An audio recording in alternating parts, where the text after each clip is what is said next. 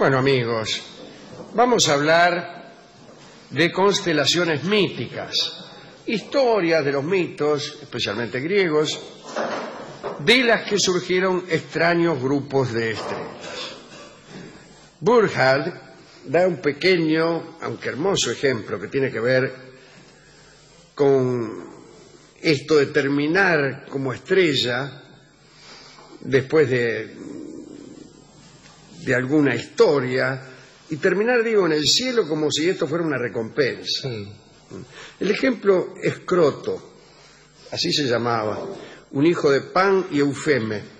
Eufeme era nodriza de las musas y era pues hermano de leche de las muchachas y habitaba con ellas en el Helicón, con Calíope y sus dirigidas. Un día, para mostrarle su admiración, Croto inventó los aplausos. Hizo esto y quedó establecida la costumbre de aplaudir cuando algo bueno sucedía. A su muerte, a la muerte de Croto, y agradecidas, las musas consiguieron que Zeus transformara a este muchacho en constelación, aunque los mitos no relatan su forma ni su nombre. Sabemos que Croto está en el cielo, pero se ha perdido el nombre y la referencia.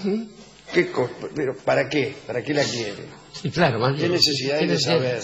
Después de todo, si bien se mira, si uno pierde la fe poética, que es indispensable, las constelaciones no existen. No existen, y por más que las busque, no las va a encontrar.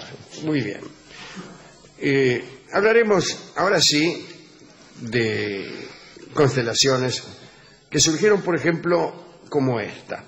Demifonte era un rey de la ciudad de Eleunte, en el Queroneso de Tracia. Tracia, que mire el mapa de Grecia, va a ver como una especie de 3 dedos que salen en forma de península al norte y al este de Grecia. Buenos caballos entre ellos. Y ahí está Tracia, famosa por su caballo. Para terminar con una epidemia, el rey Demifonte recibió de un oráculo la orden de inmolar cada año a una joven elegida entre las familias nobles de la ciudad. Y bueno, todos los años sorteaba a una chica. Ahora, nunca depositaba en la urna el nombre de sus propias hijas. La dejaba fuera del sorteo. Un día, uno de los nobles de la ciudad, llamado Mastucio, se negó a permitir que se sortearan sus hijas si el rey no hacía lo mismo con las suyas. Le dijo: mire, su majestad, si usted no participa en el sorteo con sus hijas, yo no voy a permitir que la mía sea sorteada. O sea, le dijo lo mismo que yo ya había dicho antes. Claro, pero en griego, está bien. Y el rey Demifonte, enojado, mató a una hija de Mastucio, incluso sin sortearla directamente. ¿Así que no te gusta? ¡Pum!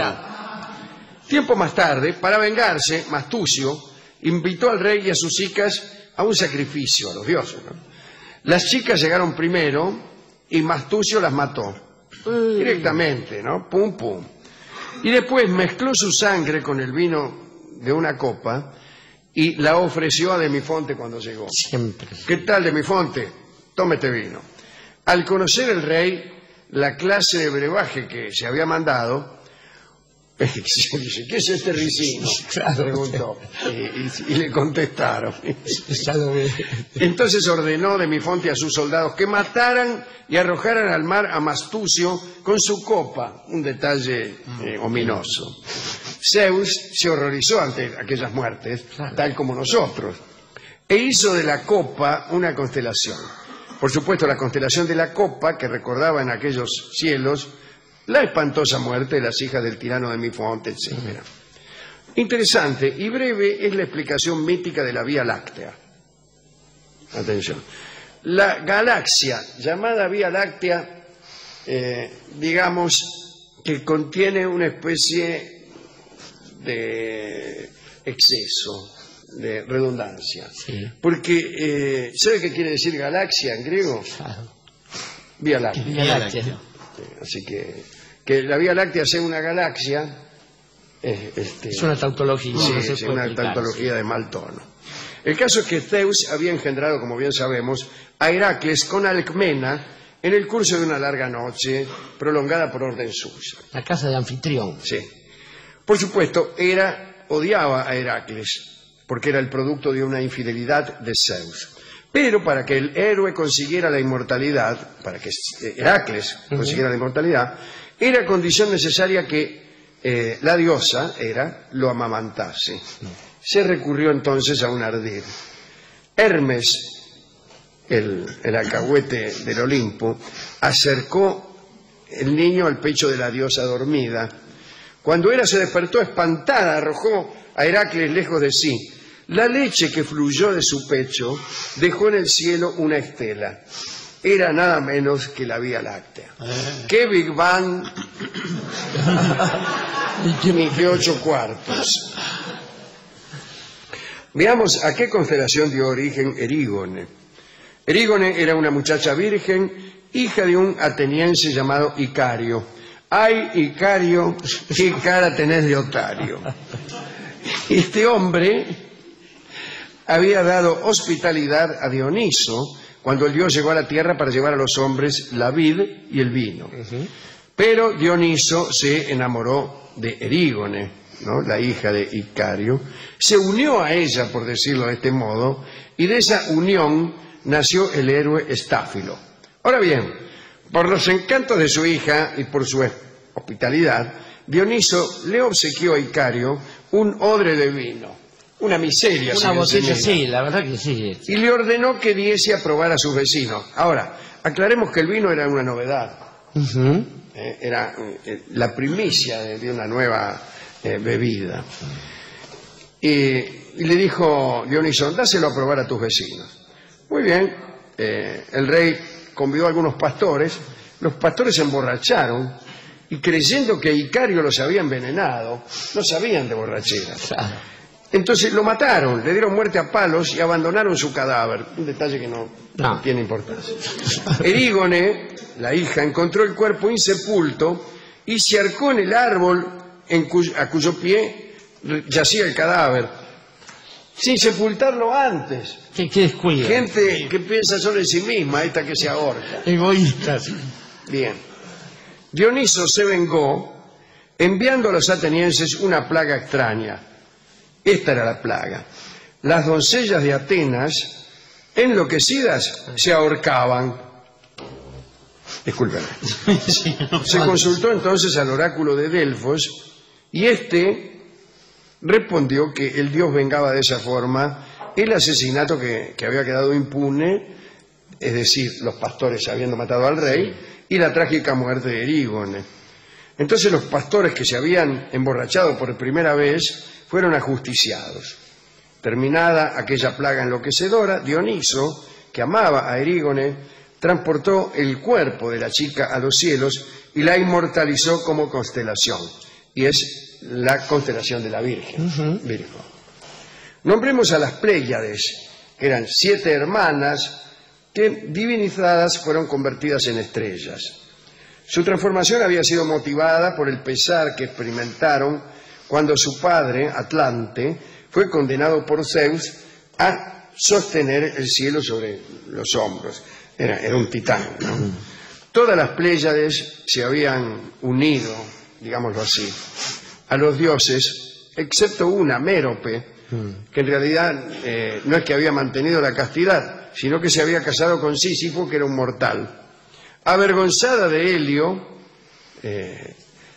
la estrella en la cual luego fue convertida es la menos brillante de la constelación, o quizá es una que ya ha desaparecido. Ha desaparecido, claro. Hablaremos de Arión. No hablamos, por supuesto, del caballo engendrado por Poseidón y Deméter, sino de un músico de Lesbos que había sido autorizado por su amo, el Periandro, el tirano de Corinto, a recorrer la Magna Grecia, que era Italia, y ganar dinero cantando. Parece que cantaba tan bien que Apolo lo acompañaba en sus trayectos para disfrutar de la música. Bueno, al cabo de un tiempo, Arión, que estaba cantando por toda Italia, quiso regresar a Corinto, pero los marineros del barco que lo transportaban urdieron una conjura para asesinarlo y afanarlo. En ese orden. Entonces se le apareció Apolo en sueños, vestido de citaredo, y le aconsejó que se previniese contra sus enemigos. Mira, flaco, dice, mientras tocaba. Lindo nomás. Bueno, dice, uñas de citarero. claro, cuidado, cuidado con tus enemigos. Y además le prometió ayuda. Bien. Cuando Arión efectivamente fue atacado por los conjurados, les pidió la gracia de que lo dejaran cantar por última vez y los marinos aceptaron. Absurdo. Sí, Estás afanando a un tipo y te piden, permítame, por favor, le pido una gracia. ¿Qué gracia? Te estamos afanando. De nada, Tomás. Ah. Bueno, pero accedieron. En cuanto empezó a cantar, aparecieron ¿quiénes? Los delfines, Muy bien, claro. los seres preferidos de Apolo. De Apolo, Y entonces Arión, confiando en el dios, se arrojó al mar. Un delfín lo recogió y lo condujo montado en su lomo hasta el cabo Ténaro. Ya en tierra, el músico regresó a Corinto y contó a Periandro, al rey, el tirano de Corinto, su aventura. Mientras tanto, la nave que conducía a los conjurados todavía estaba en el mar. Sí, claro. Él llegó antes porque venía al lomo de delfín. Llegaron a Corinto los conjurados y Periandro fue a recibirlo. ¿Qué tal? Le dijo así haciéndose notario, ¿no? Dice, ¿qué es de la vida de Arión? Bueno, ellos respondieron que había muerto por el camino. Dicen, mire, se murió por el camino, no vaya a pensar que nosotros lo En paz asesinamos. descanse, claro. En ese momento se presentó el músico en persona y dijo...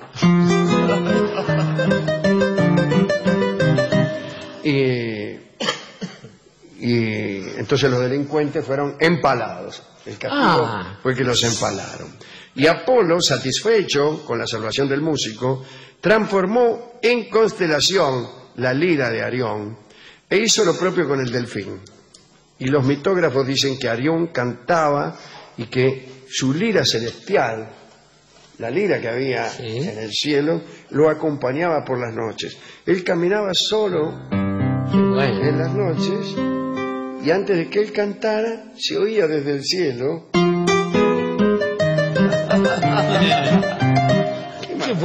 Qué bueno andar por la vida con música incidental, ¿no? Sí. Es el sueño del pibe. Es el sueño de todos los actores. Estaba pensando, Alejandro, que es curioso cómo se leen, de qué manera se comprueba la arbitrariedad de la lectura de los hombres, de los humanos, respecto a las cosas que les son ajenas como las estrellas. Una historia muy bonita en ese sentido es la que nos sucede a los primeros occidentales que miramos el cielo y vemos aquello que se llama la Cruz del Sur como un símbolo sagrado, un símbolo del Señor.